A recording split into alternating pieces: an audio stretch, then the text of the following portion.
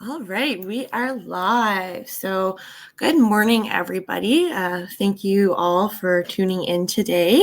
My name is Kristen Matthews, and I am the Marketing Communications Specialist here at the Better Business Bureau serving the Atlantic provinces. So, today we are doing a Facebook Live / webinar on managing finances in trying times. And we will be doing this with one of our accredited businesses, 4 Pillars Debt Relief Specialists here in Halifax. We'll be doing it with David Moffat. So I just kind of want to let you guys know what we're going to be talking about today and why we're doing it. So we know that right now it's a very difficult time for a lot of people. Incomes have been either abruptly reduced or eliminated, and doors have closed on businesses for an indeterminate amount of time. A lot of people may be worried about the impact of all of this on their finances and how it can be very stressful for yourself and your family. So that's why we have David here today. He is going to be sharing some advice, some guidance for you guys on how to manage your finances during this current economic climate, which I think we're all kind of trying to navigate right now. So I'm going to get David into the stream here. Hi, David. Hello. How are you? Good, thank you. How are you doing today? I am always fantastic, and thanks a lot for having me. It's going to be a great hour together. Yes, thank you so much for joining us. And like I've said, I think a lot of people could really value this information, and it will, I think we could all really use this information right now to navigate this very kind of uncertain time for everybody. Yeah, absolutely. Yeah. So I will let you guys know, I think you'll reiterate this for me, David, but we will have a Q&A at the end of the session.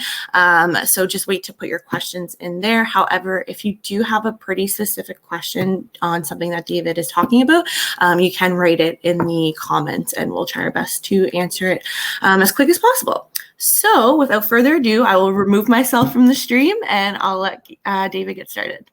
Wonderful. Thank you. So we'll immediately go to the next slide. The topic today is going to be really about managing finances during these trying times. It's no question that many people's budgets are currently being strained right now. So kind of as Kristen alluded to, we're going to be doing a Q&A at the end of the session. The idea is for this to be about 35-40 minutes in length and then do a 20-minute Q&A. And please put your questions in the chat and I'll answer them at the end. I do believe in this whole, just ask it when the question comes up and then we'll get to it. And if I think it's really relevant to the conversation, I'll actually try to bring it up as we go, assuming I know that we've got adequate time to get into that. So if we go to the next slide, please. And today what we're going to be talking about is really debt, how to build an effective money management plan. By the end of this, you should actually have a really, really good idea about how to build an entire functioning money management plan that will serve you not just through this COVID period, but actually moving forward as well. This isn't going to be your typical, just write your income down and your expenses and hope it works. We're actually going to give you actionable steps to be successful moving forward. We're going to be talking about COVID-19 specific topics in relation to deferrals and CERB and what you should be doing. And we'll also dive into tips for small businesses. Next slide, please. Okay, so first of all, who am I? Who's 4 Pillars? Why should you hopefully listen to me? So I'm a senior debt relief specialist with 4 Pillars Consulting Group. I've personally sat in front of and assisted thousands of residents across the Atlantic provinces. So our office actually services Nova Scotia, New Brunswick, PEI, and more recently Newfoundland as well. There's been a little bit of change there. And what we do is we help consumers that are really struggling with debt situations, help them really figure out the best solution to deal with that debt. Right. And we only work for the consumer themselves. So we don't work for creditors in any capacity to make sure that clients are actually getting 100% unbiased advice. Now, what does this have to do with money management? Well, whenever you're dealing with debt, you first have to ensure that whatever caused the debt problem from the get-go to be solved. And oftentimes that involves, I shouldn't say oftentimes, every time that involves looking at a detailed budget and really helping people figure out how to effectively manage their money into the future. And that's why financial literacy is a massive component to our process. In fact, restructuring the debt is actually the easy part. We always say it's making sure that you never end up back into a financial difficulty situation again in the future. So up to this point, I think we've restructured under my own personal assistance about $30 million of debt. And as a firm, we've done about $50 million. We service about 10 to 15% of HRM's entire insolvency market right now. And we'll talk about that, I guess, a little later. So let's get into some debt statistics. Hopefully that's the next slide. Yeah, look at this. I should really be following around over here. Okay, so just some statistics for you, and I put the source in the bottom right-hand corner, so if you want to fact check me on any of these, you certainly can. Really, the big topic about this is that Canadians are absolutely struggling with debt, and all of these statistics were before COVID. So you can certainly imagine that nowadays it's going to be significantly worse for most people's situation. Okay, so the average Canadian right now is sitting at $23,496,000 of debt. And an interesting fact, which shouldn't really be a surprise to many people, is that the older you are, the more debt that you have. So I'm basing this off of memory, but I believe if you're in your early 20s, you would have about $8,000 of debt. And then if you're in your 40s, that number rises closer to like $30,000 or $40,000 of debt. Nova Scotia specifically is about $22,500 of debt. And what I find interesting is that our debt loads, although they're slightly less than the national average, we have significantly less income, and you see that in the next point, right? And this is absolutely no surprise to anyone that's listening right now, is unsurprisingly, debt levels have risen faster than income itself has risen. The last stats I remember reading is that for every dollar that is owed, for every dollar of income that is made, there's $1 and I think 78 cents of debt that somebody holds. And when you factor how much that costs to actually service, so the minimum payments required of that, a very, very large portion of most people's budgets goes to debt repayments, whether that's mortgage, whether that's cars, or whether that's simply unsecured debt. And that's the $23,500. Okay. I did a research project several years ago for the Four Pillars brand. And what we found out is that Halifax is actually the fourth most expensive city to live in. And I know this is going out to a much broader audience than that, but probably HRM in Halifax probably accounts for a big percentage of the population. So I think this will be relevant for a lot of people. So the most expensive cities, unsurprisingly, were like Vancouver, Toronto. There's another city in Ontario, but shockingly, Halifax is number 4. Now, why is that?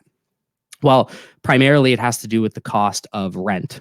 So this stat does remove homeowners. I do have to do that because 60% of people are renters. And it's the cost of rent here is actually very, very high. And just the cost of living is very, very high. I don't know if you've noticed this even during the COVID period, but the cost of groceries has risen. The cost of basic goods has risen. And this was true even before COVID in Halifax itself. The biggest factor to this, though, is that our incomes are actually some of the lowest in Canada. The Atlantic provinces as a whole just seemingly have lower incomes. And a lot of people would say, okay, yeah, because it costs less to live here, which really, when you look at the data, just isn't accurate in any way, shape, or form. If you guys want to know where this information comes from, there's actually a really, really cool website that's called numbeo.com. And it actually, you go on there and it's a peer provided information. So you can go on there and help this data become more and more specific. And it does it per city and how much things cost and everything like that. So it's super cool. If we can go to the next slide, that would be great. So more statistics. Over half of Canadians are living paycheck to paycheck. 25% are saying that debt is overwhelming. 27% they can say that they can barely afford their needs. 60% of people are not on track for retirement, which really means that people aren't saving nearly enough. And remember, I have to reiterate, this was entirely before COVID. Right now, the government is supplementing wages and with CERBs and wage subsidies and all this type of stuff. But some people and a lot of people are still making less money than they were before COVID even started. So if 53% of Canadians were living paycheck to paycheck before this all happened, imagine how many are living paycheck to paycheck now. Now, I really wish that I was able to have exact statistics right now. Somebody commented, Kristen, that they can't hear anything. I don't know if that's true. I just want to make sure that gets addressed in case sound is indeed an issue. Okay, never mind. They figured it out. So just remember that if you're struggling, you're really going to want to pay attention to this. Hopefully, we can really help you figure out your situation. Next slide, please, and thank you. Okay, so one fundamental concept that we have to understand is that finances are entirely behavioral and emotional. All right, math is actually almost irrelevant when making sound financial decisions. And I know that sounds completely backwards, but it's true. Think about it. Everybody knows that lower interest rates are better. Everybody knows that they shouldn't pay interest, that they shouldn't have to borrow money, that they shouldn't do all these things. But statistically, we end up doing that. And why is that? Okay.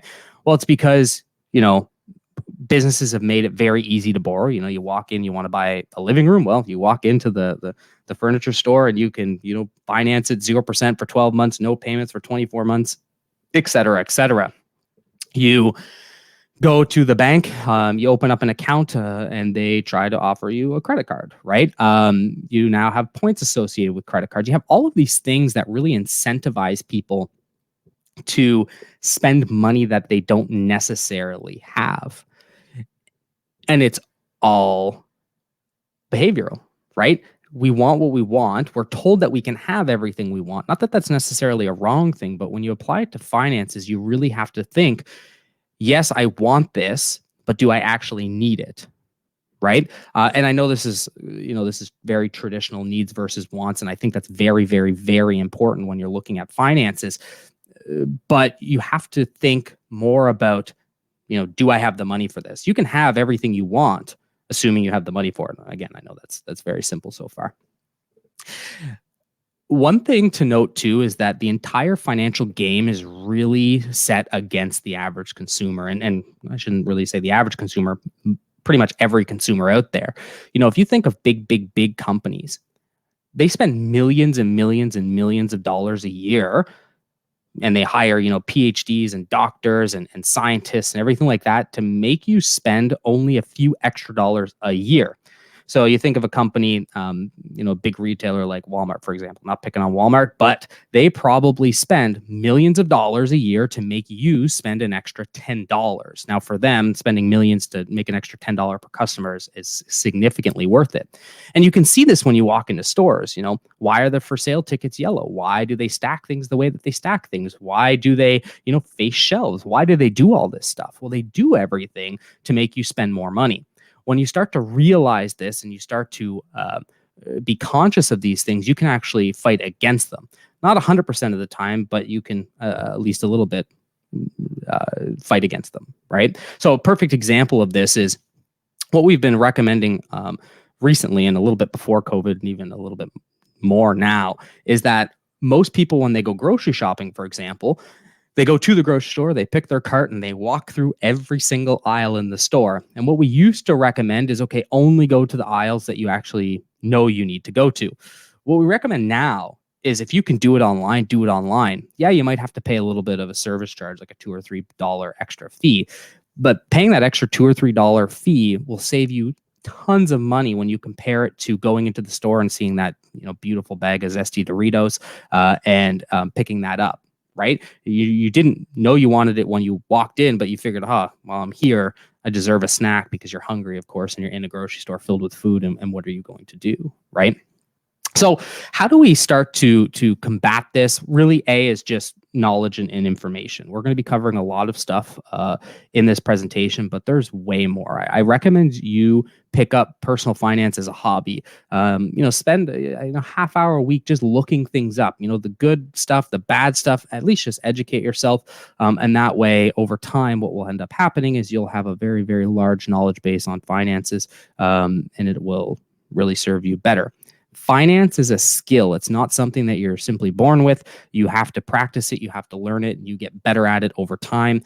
So the more you do it, the more you look at it, the more you think about it, the better you ultimately end up being. Okay. So the first thing we're going to get into is developing a money management plan. And it really involves 3 main steps to actually develop a functioning plan. But like I mentioned, everything is based upon behaviors. Almost good cue there, Kristen. But because everything is based upon behaviors and emotions, we have to understand our bad habits that we end up doing. Now we'll go to the next slide. Excellent. And so the reason why we start with this is because everybody knows money that they shouldn't be spending that they are. And so, think of your bad habits. And I don't want you necessarily to define bad habits as traditionally bad habits. Like most people would think of eating out and smoking and all this type of stuff. We define a bad habit as anywhere you overspend money on. Okay. So, for example, I'm going to pick on my wife here a little bit, and I think she's maybe watching.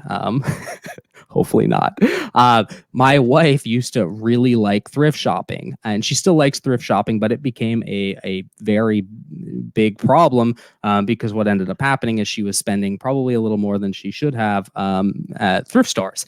And so in our instance, a bad habit would have been thrifting, right? For some people, it might be eating out. For some people, it might be, smoking and all these types of things. So think of the item that that you overspend on, okay?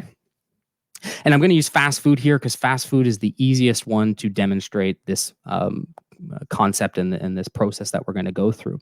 The next step that I want you to do is think about why you do the bad habit that you do, okay? So for example, somebody that goes out for lunches every day and eats at fast food restaurants, why do they do that? Well, they do it because it's fast, convenient. It's simple. They don't have to have any skill to do it. You don't have to know how to cook. You don't have to know how to do any of that stuff. You just simply pull up to a drive-through window. You put in your order, and then you end up getting your food, right? So once you start understanding why you do things, you can actually start to figure out compromises. And this is the third step to this process. You can start to figure out compromises to really tackle and get better at the habit that you're trying to tackle. So in the case of eating out, instead of going to the grocery store, or rather, instead of going to the fast food restaurant and spending $10 to $15 every single day for lunch, maybe go to the grocery store and pick up a sandwich and a drink, or even one of those little microwavable meals or something along these lines, right? To spend less money. You probably, in going to a grocery store and picking up a lunch, and still fast, it's still easy, right? You're spending the same amount of time to park, to go into the store, to buy your stuff, come out, than you are waiting in the lineup to get the food, okay? And it's probably equally as bad for you, especially if you're doing like a microwavable lunch, right? But you probably spent half the cost. So now you've achieved everything. It's still fast, it's convenient, it's easy, it requires no skill. Yet you've just saved 50% of your eating out budget, right? So it actually won't feel like a negative to you. You'll actually be able to consistently stick to this process and make sure that you can tackle it in the future, right? And so always think of everything, right? So it's smoking. Why do you do it? Okay, to do it for the social aspect. I like smoking. I'm addicted to smoking. Whatever. Okay, well, figure out something that you can do as a compromise. Now, smoking's a little harder one because it is an addictive habit. And so I recommend with that one, you talk to somebody about it. But you can start doing alternatives, right? So, maybe you don't take a break. And I know that might sound really self-defeating because breaks are useful. But maybe instead of taking your break out in the smoke area, you take it inside where you can't smoke. Again, I'm just pulling things out of my head just to try to think of some ideas, right? When it came to thrifting, why does Robin do it? Well, she does it because she really liked it. Robin's my wife, by the way. She really liked it. She liked having the new things, and she thought it was really cheap, right? So now what we ended up doing was limited the amount of trips and limited the amount of money that could be spent per trip and all this type of stuff. And you still achieve the same why, but you now save a ton of money. What we want to do is we only want to tackle one bad habit every 30 to 60 days. It's very easy to think that you're going to tackle every single bad thing that you do. But what we really found to be successful for people, especially when it comes to budgeting and managing their money, is that when you have wins, okay, you are much more likely to succeed in future wins. If you start a plan and you fail at that plan, you're going to feel defeated. You're going to feel bad about it. And so you don't want to go backwards, right? So if we go to the next slide, that'd be great.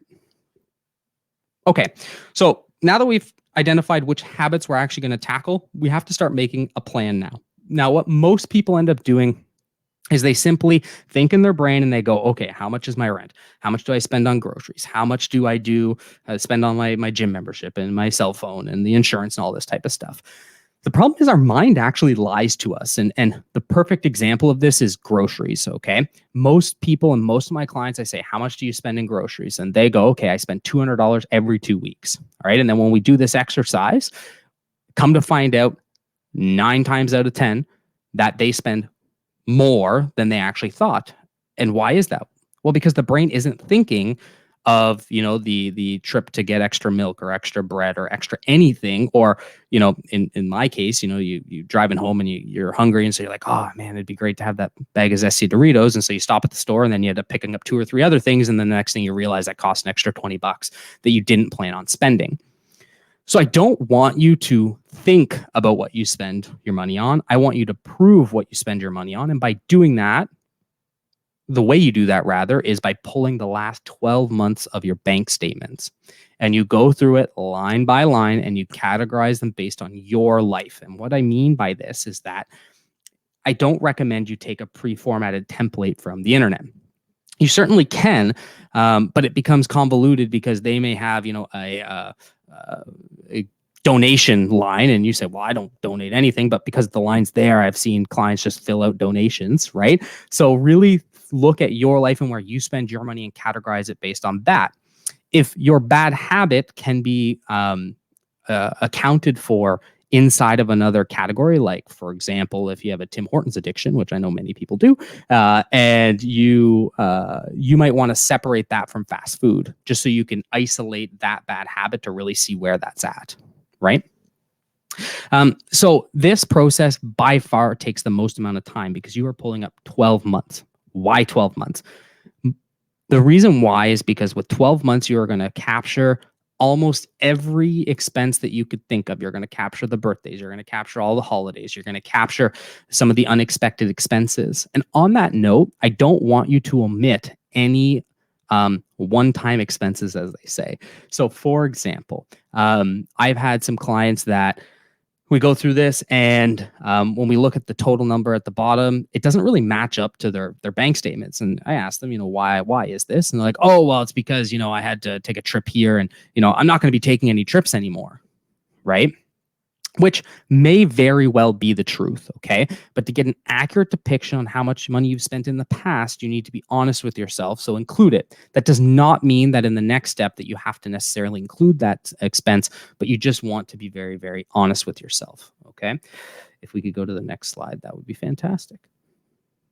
Okay, so the second step is developing a spending plan. So this is the traditional budget, if you want to call it that, okay? But instead, again, of guessing at numbers, you want to base it off of what you've actually spent in step 1. So what you do is you go back to step 1, you analyze and look at your spending. If groceries, for example, that you thought was $200 every 2 weeks, and in fact is actually $600 for the month instead of, the $400-ish, okay?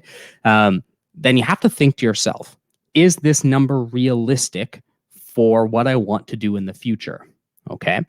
Now, with groceries and those types of expenses, what I recommend is you actually make meal plans and plan out what you're going to eat, so you know what you need to buy and all this type of stuff. But I'm not going to dive too complex into that right now.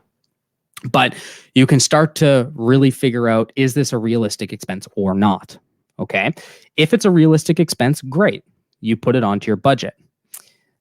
For every line item on your budget, you also want to include when you are going to spend the money.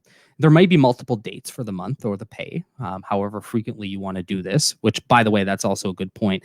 You don't have to create a monthly budget. It can be a weekly budget. It can be a bi-weekly budget. It can be a per pay budget. It can be, I wouldn't go anything further than a month, but theoretically you could, okay? What you want to do though is make sure it's accurate and has real numbers, and make sure that you account for when you're going to be spending the money. So for example, groceries, if you go every single 2 weeks, you're going to put the dates that you actually go to the grocery store. The concept behind this is just to keep you accountable, so that when you're looking at your bank statements and you're looking at your accounts and you see money left over in there, you are going to be less likely to forget that you have to go to the grocery store and then ultimately spend money that was intended for groceries. You're going to say, okay, well, I haven't gone to the grocery store yet. I know I need $200 this next trip, so I'm not going to spend money. Okay. A lot of financial success comes down to basically preventing you from impulse purchasing. All right. And these little tricks all end up helping. So a big one for a lot of people where this date concept really, really helps has to do with eating out. Okay. So, you think about it, right? You may have a few kids at home. You get home, both parents work. You get home at the end of the day, everybody's tired, everybody's exhausted, the kids are crying, everybody's going crazy. And the last thing you want to do is cook. And so most people will say, okay, we're just going to order a pizza or something like that, right? Okay, that's perfectly fine. And then, it happens the week after, and then, same thing, because you completely forgot that you did it last week. Right. So by setting a date as to when you're going to have your eating out, or your pizza, your meal, your Chinese food, whatever it is you're going to eat, by setting that date, you're going to know in your mind, okay, well, I didn't plan to do this tonight. I planned on doing it Friday, let's say, right? That doesn't mean you can't change your plan. What it does mean is that you will now change your plan in consequence of your actions today, meaning that you're going to change the date that you planned. You're not going to keep the date of Friday when you ate out tonight. I hope that makes sense, right? So at the end of this, you should have really kind of 3 columns, okay? You should have the item that you're going to spend your money on, the budgeted amount, and the dates that you're going to spend the money on. You can get really complex with this, okay? And I recommend that people do this process in whatever manner makes sense to them. Okay. So for me, I like doing step 1, like going through all the categories on just a piece of paper. Step 2, I like having an Excel spreadsheet. My wife despises Excel spreadsheets. Okay. And so what we end up doing is my wife really likes planners. And so we have our budget inside of a planner. Some of my clients simply like to pull out a piece of paper every single time they get paid and write it in there. Some people really like apps on their phone. And there's a ton of different methods that people can end up using. So really what I recommend you do is pick something that works for you and then stick with it. Okay.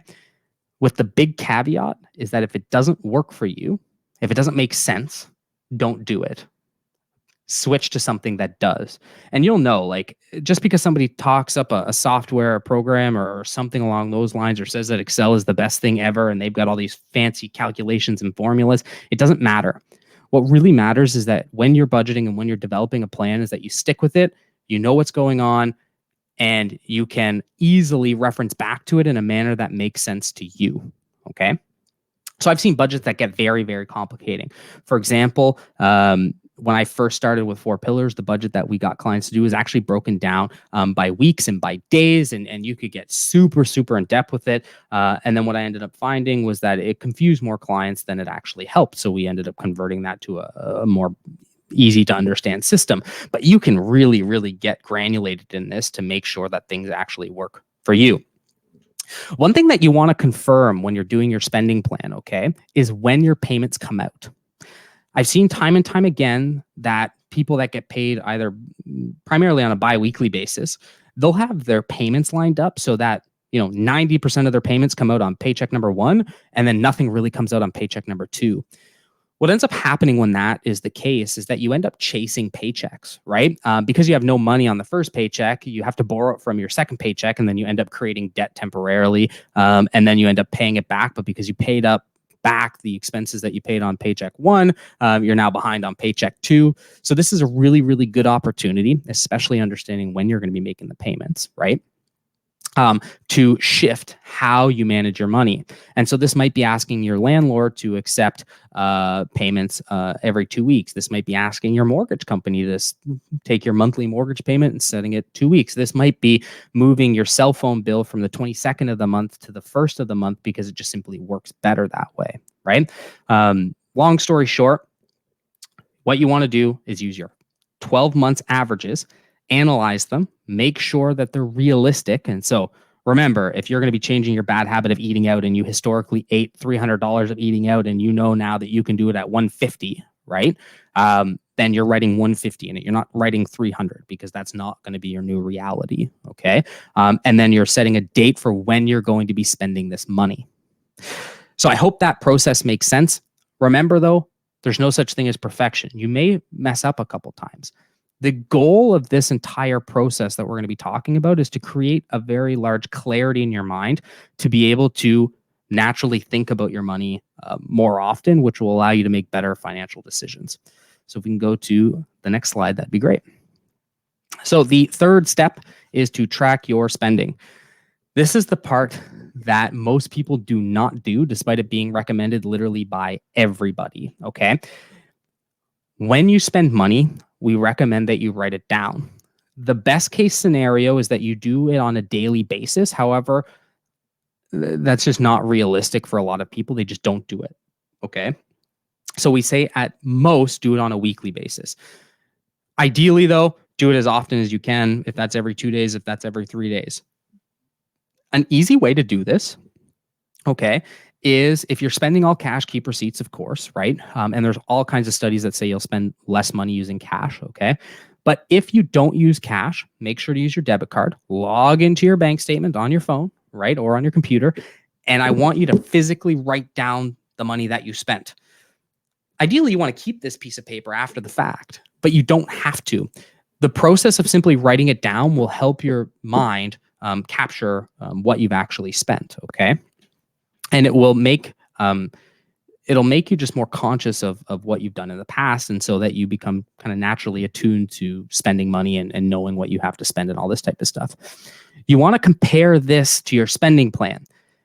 This is why it's key to do this more frequently, because if you overspend in a given category, you are almost immediately going to catch it so that you can adjust your spending plan, either positively or negatively, depending on the category, okay, and react. The last thing that you want to do is wait until the end of the month and realize, oh, wow, I overspent $100 here, right?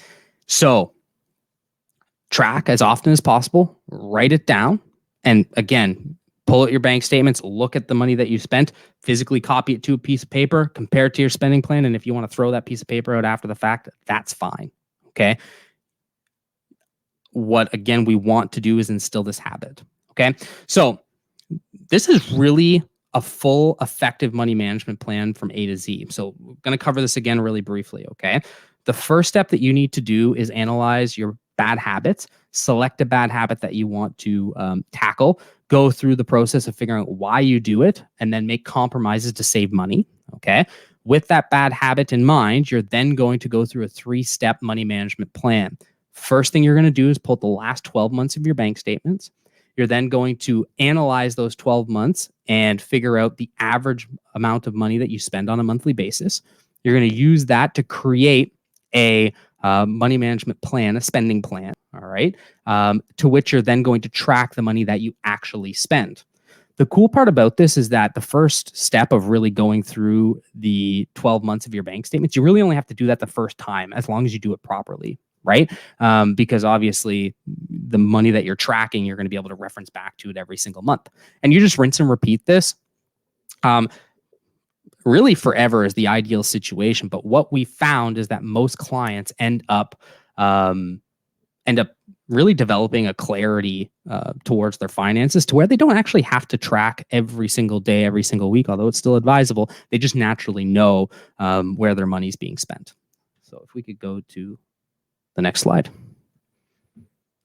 So we're going to get into is kind of the COVID-19 finances do's and don'ts. These are just really quick points, okay? First one, which we've already talked about, is think about your finances, okay? Things might be tight, things might be unbearable, but you can make positive change in your life just by thinking about it. And the concept behind this is by thinking about it, you're going to want to make good decisions and and build good habits, okay?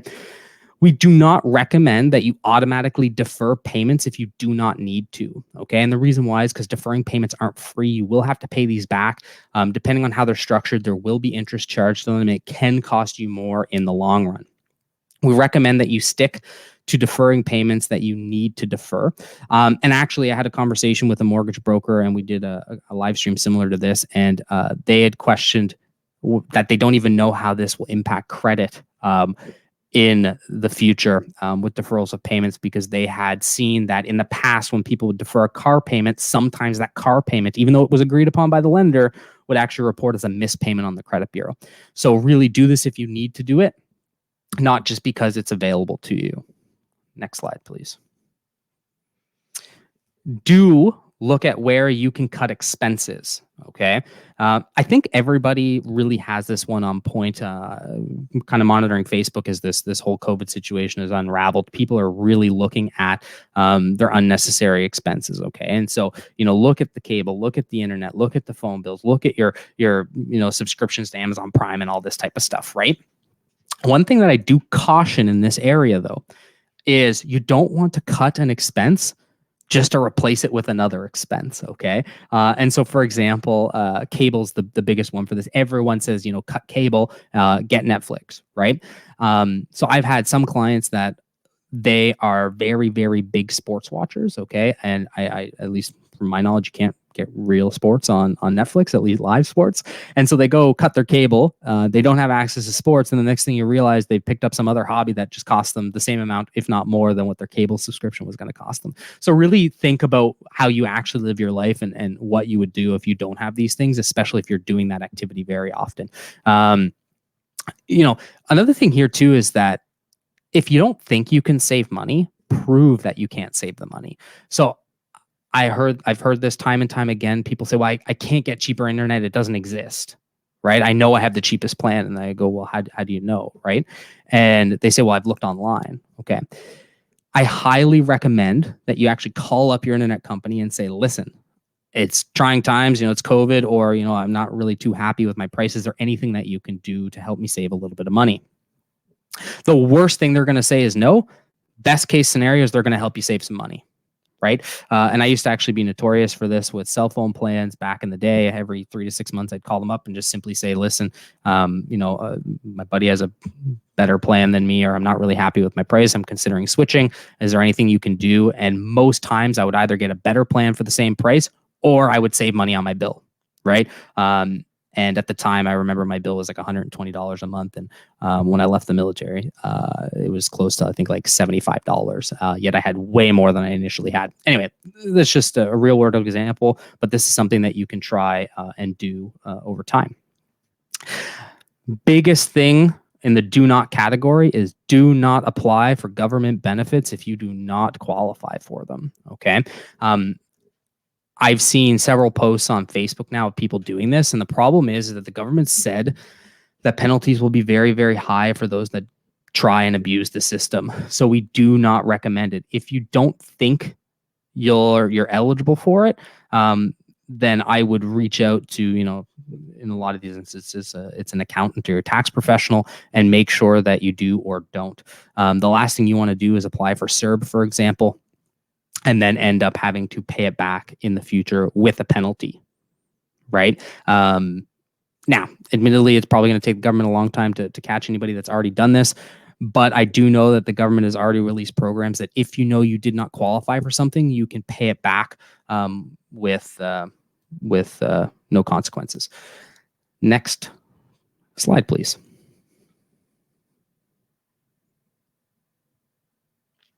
Okay, so Alrighty, so I recommend that you save as much money as possible. This is really important, especially if you're on CERB, because you will owe taxes on it, depending on your situation. Put the money aside. Any money you're saving from not having to commute to and from work and spend that money on parking and potentially even the eating out type things, save it. All right. An emergency fund, we're going to talk about that in a bit, is going to be very, very important to make sure you're financially stable, which leads into my next point, is that don't take your job stability for granted.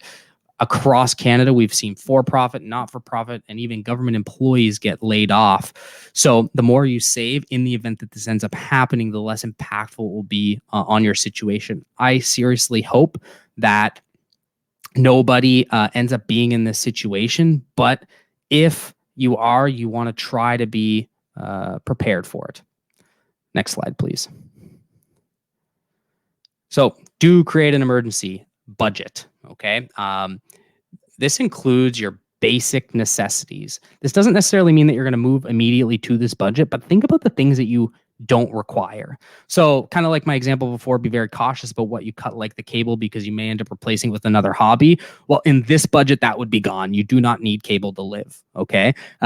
So this will just help you prioritize your spending, save money, and it will also let you know when to cut what, just because of the fact if income decreases, you're already going to know this is what we have to do. Okay.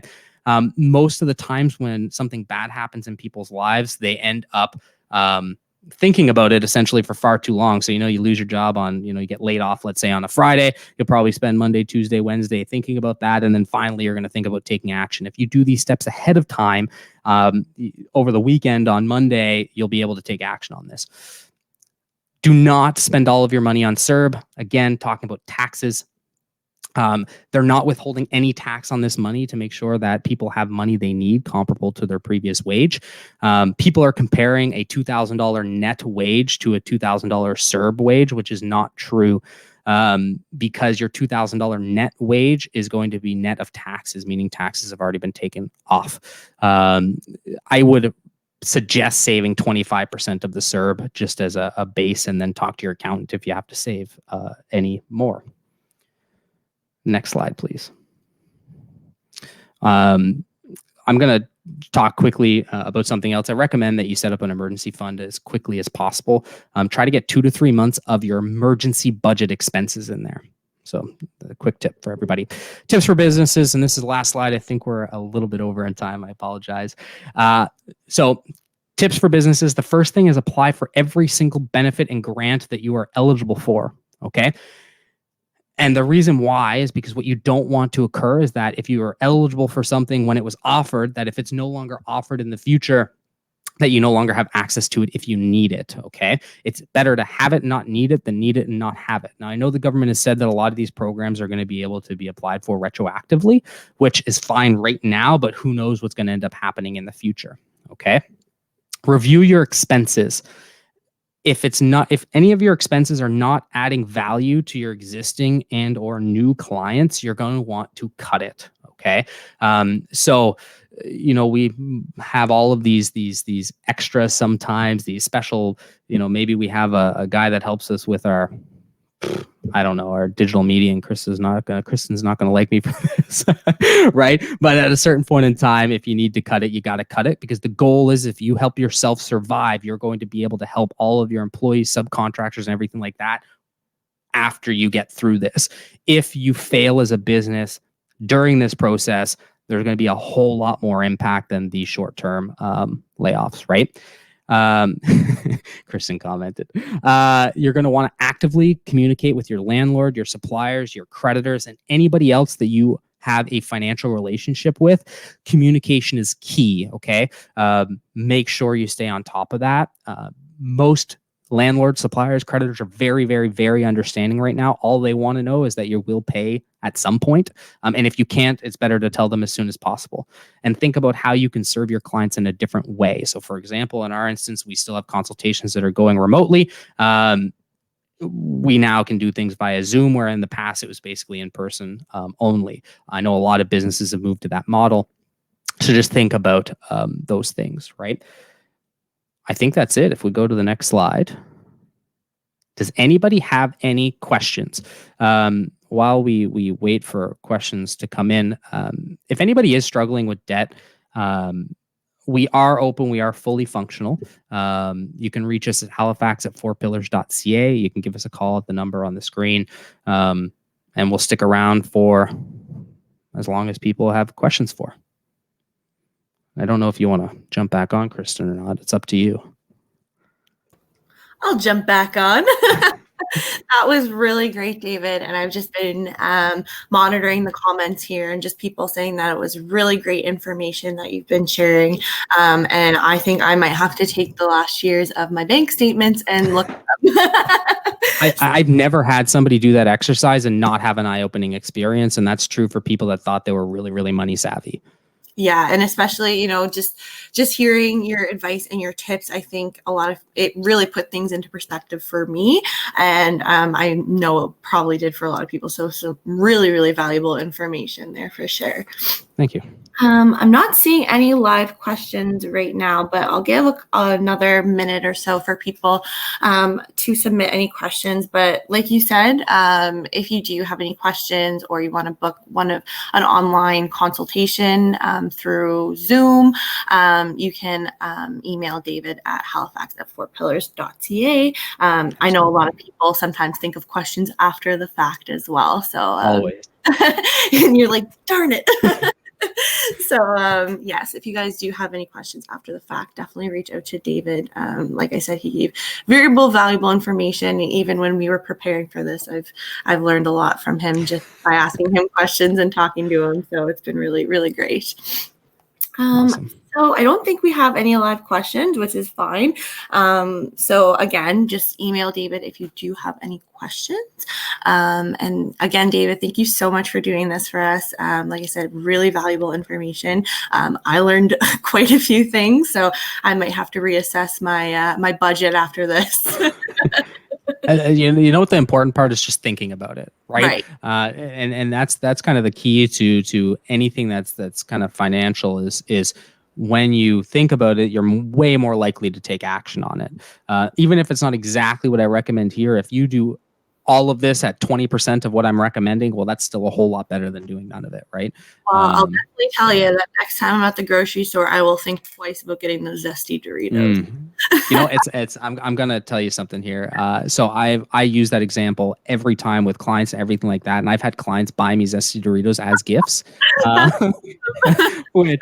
which just goes to show how much I talk about them. That's amazing. Well, if you have any questions for David or want to send him some zesty Doritos, feel free to reach out. Love it. Everybody. Well, thank you so much again for joining. And again, if you have any questions for David, please feel free to reach out to him. If you have any questions for BBB, feel free to reach out to us. Although we cannot help you with financial information, we can help you with pretty much just about anything else. So thank you very much again, David, and hope you have a great day. No, thank you for having me. Have a wonderful one. Thanks.